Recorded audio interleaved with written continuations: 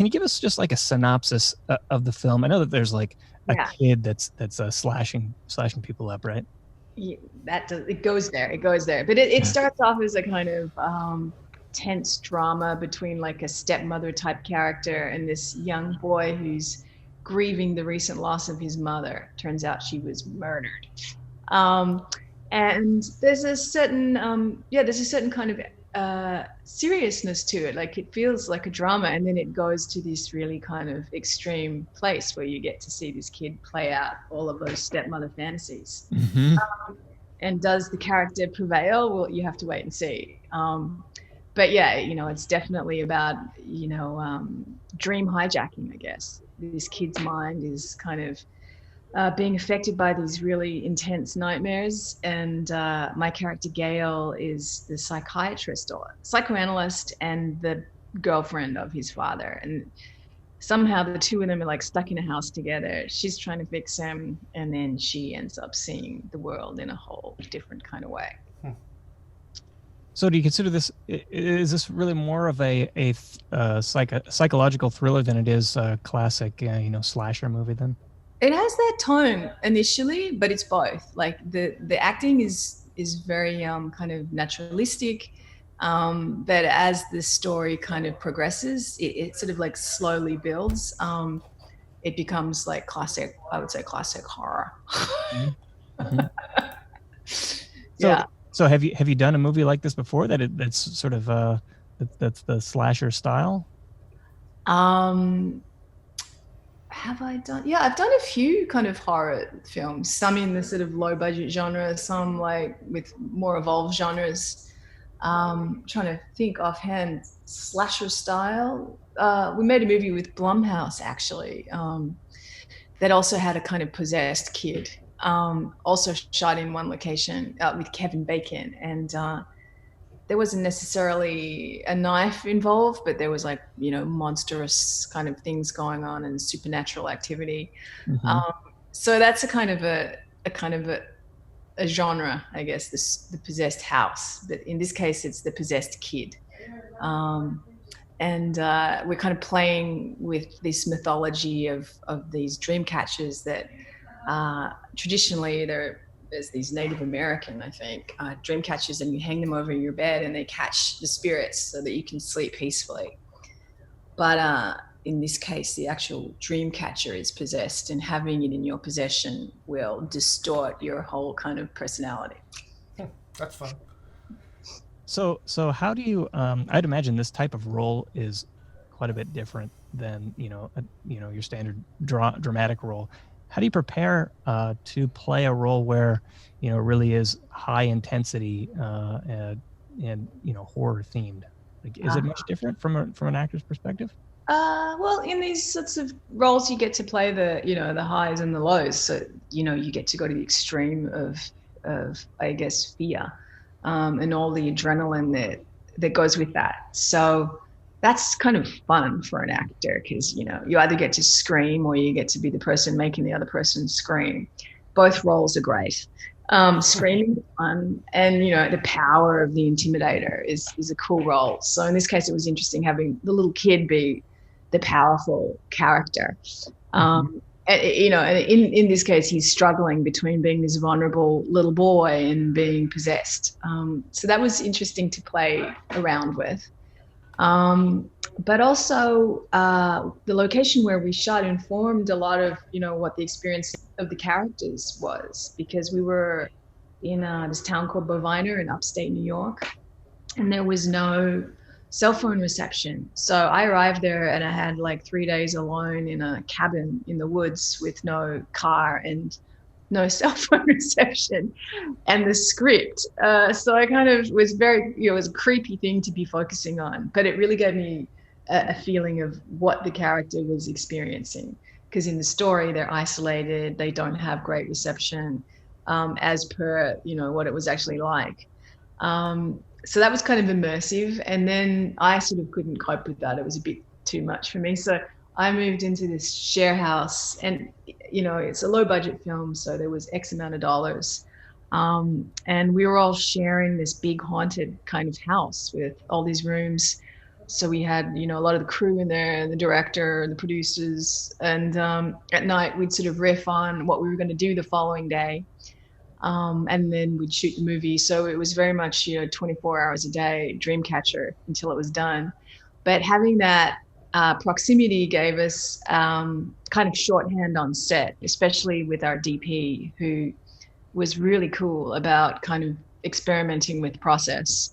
And if we happened to change our mind about what we were doing, he'd like be happy to move the camera and just, you know, reconfigure. And I liked that. It felt like, you know, we were painting, you know, it wasn't overly conceived. We were creating it in the moment, which was a good vibe for the material. For your part, how long was the production?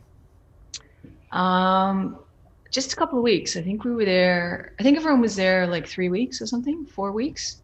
So we were in and out.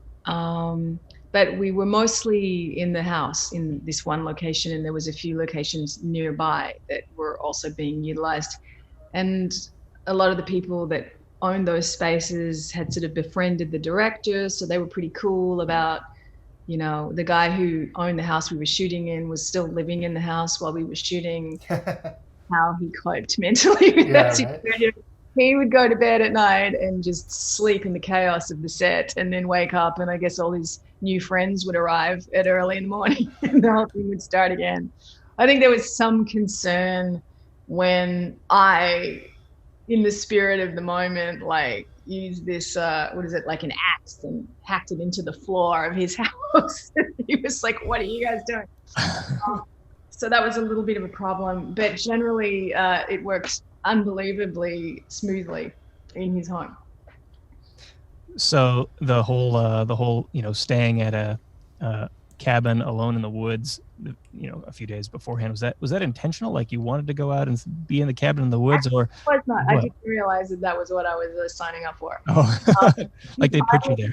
I was in the south of France, and I flew into New York, and I was like, oh, it's so great. We'll be like 2 hours outside of the city, and I'll go back to New York during the weekends. And arriving, realizing we were just that too far, like 3 hours away from the city, and there was no car and there was no nothing. I mean, it was great because it was nature, and it was green, but it was sort of like, I guess, what we're experiencing now, like slightly inconvenient.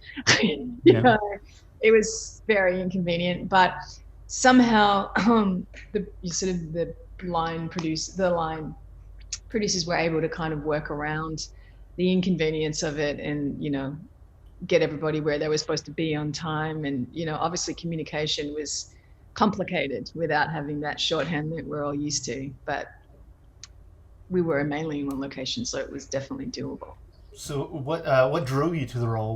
Why did you choose it? What was the Well, I liked the script. I liked just the sort of there was a kind of sobriety in the writing, like it's kind of simple, resting on the shoulders of these two unusual characters, you know, a shrink and a kid, expecting a lot from a little boy, actually. And I kind of liked that. And then what I didn't like initially was sort of my favorite part of the story, because I was like, oh, this is a great, like, restrained kind of unusual drama. And then it goes to this horror kind of place. Why? And then as we were shooting it, I really embraced that part of it. And I thought, oh, this is really kind of where the movie's at. And this is the best part of the film, with what we were able to do with what we had. That was kind of exciting too. And also having Lynn Shay associated to the project, that was interesting, obviously, to me in the beginning, because I really respect her work. And I kind of like the sort of female energy there, having like an older woman, and then my character in a kind of mid kind of time in her life, entering a kind of new relationship. All that stuff was sort of interesting dramatically.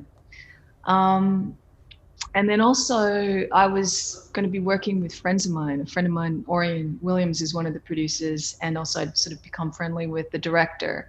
And he was working with a lot of his friends. So there was a kind of community around the project that I already knew the taste palette was going to be kind of on par, and it was going to be something fun to do. So, how old is the child in real life? The kid that's I think he was 9 years old. wow. Yeah, well, but he would come to set and he would order a cup of coffee, and why is he allowed to drink coffee? But he said he needed it for his performance. I understood that. Yeah, right. And he was remarkable, very kind of informed, intelligent little boy, like read the news. I was waiting for him to light up a cigar. Thank God he never did, but very self-possessed. Yeah. Something about little kids in horror movies that always just like cranks up the creep factor, if you ask me. Like, I was watching the trailer for this, and as soon as that kid pulled out a knife, I'm like, ugh. I don't like that. He's great because he has that little baby face too. Like, he looks like a cherub. You got kind of an Omen thing going on there. Yeah, he's sweet looking. Yeah, kind of Omen thing. Yeah, definitely. But yeah, sweet little kid. But he did have that sort of self-possessed kind of. He could hold his own space. And even when I met him on the first day, I felt like, wow, this kid's got.